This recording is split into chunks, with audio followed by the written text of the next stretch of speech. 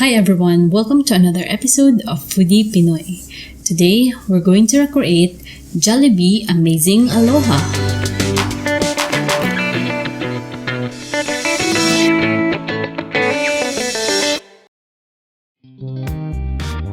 For the beef patty, we will need 300 grams beef, 1 medium-sized onion,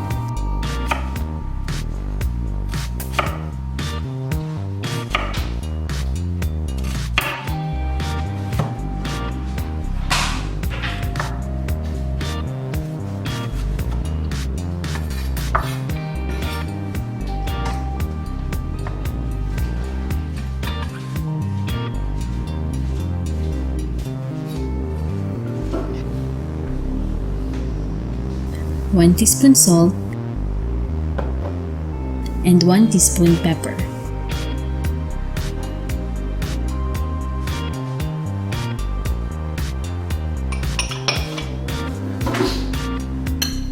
Mix everything together until all the ingredients are well combined.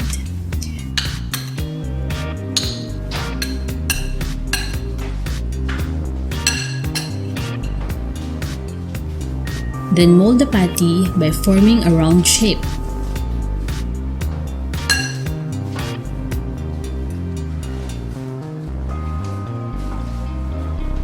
Then flatten it with around 1/2 inch thick.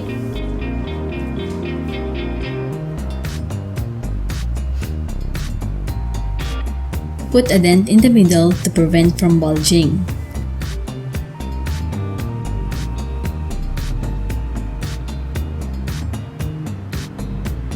Do the same for the rest of the meat. Chill the patties in the fridge for 30 minutes to help retain its shape.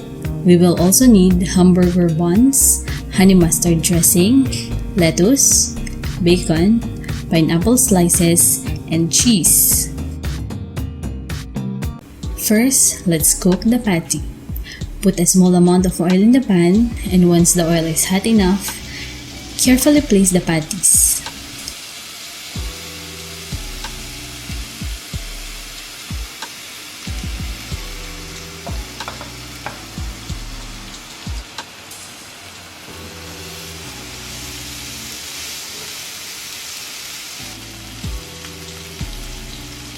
Sear for 3 to 4 minutes each side.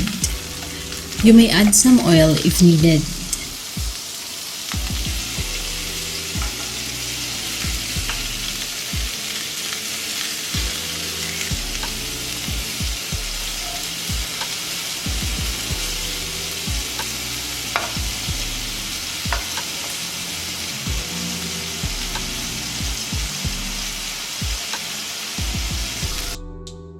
Once the patties are done, fry the bacon.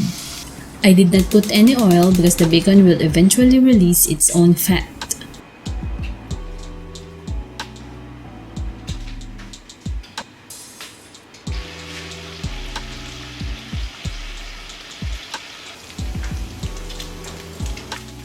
Once the bacon are turning golden brown, remove from the pan and place in paper towel to drain some of the excess oil.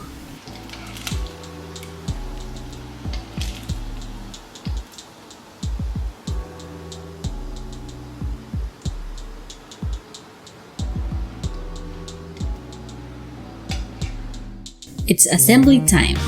The sequence on how we assemble the burger is similar to how Jollibee makes the Amazing Aloha. Let's start!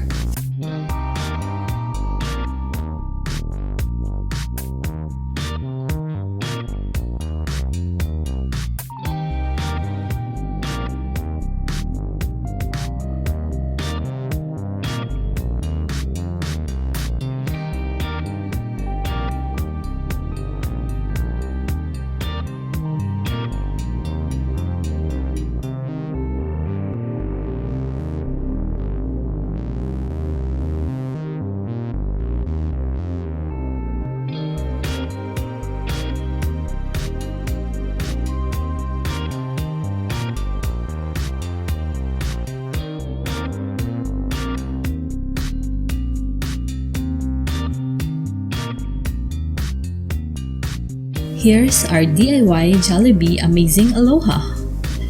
Partner with fries to complete this amazing aloha set. The taste and smell is similar to the real thing. Bonus factor is you can add as many bacon as you want. Enjoy! Hi guys! Did you like this recipe? Let us know in the comment section below. Hit like if you enjoyed this video.